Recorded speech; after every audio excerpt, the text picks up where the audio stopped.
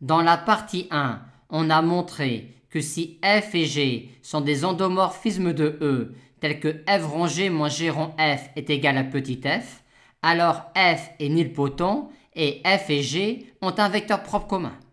Dans la partie 2, on considère maintenant des endomorphismes f et g pour lesquels il existe des complexes alpha-bêta tels que cela. Et on nous demande alors de montrer que f et g ont un vecteur propre commun. Et pour cela, on va essayer de se ramener à cette situation-là. Notons que dans cette optique-là, ce qui nous dérange essentiellement est la présence du g ici. En effet, le alpha qui est là, s'il n'est pas nul, ne nous dérange pas trop, vu que si alpha est non nul, une relation de cette forme-là donne une relation de cette forme-là en remplaçant g par g sur alpha, ce qui n'est pas dérangeant car g et g sur alpha ont même vecteur propre. Et pour essayer de se débarrasser du g, on va essayer de se ramener à une telle situation avec à la place du f moins kg.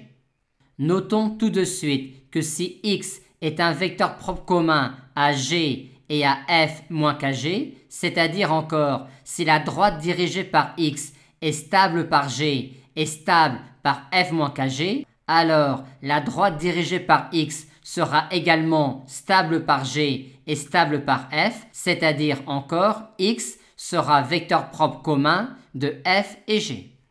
On va donc essayer de retrouver cela, quitte à mettre ici un complexe alpha non nul et on a dit que ce n'était pas dérangeant, avec cette fois-ci f moins kg à la place de f. On met donc f moins kg en facteur ici.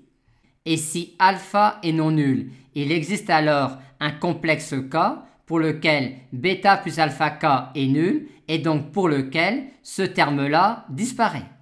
Aussi, quand alpha est non nul, il existe un complexe k tel que cette quantité-là soit égale à celle-là, ce qui nous permet de dire, vu ce qui précède, qu'il existe un vecteur propre commun à g et à f moins kg et donc à f et à g comme expliqué précédemment. Maintenant, si alpha est nul mais que bêta ne l'est pas, on gagne de même en intervertissant les rôles de f et g.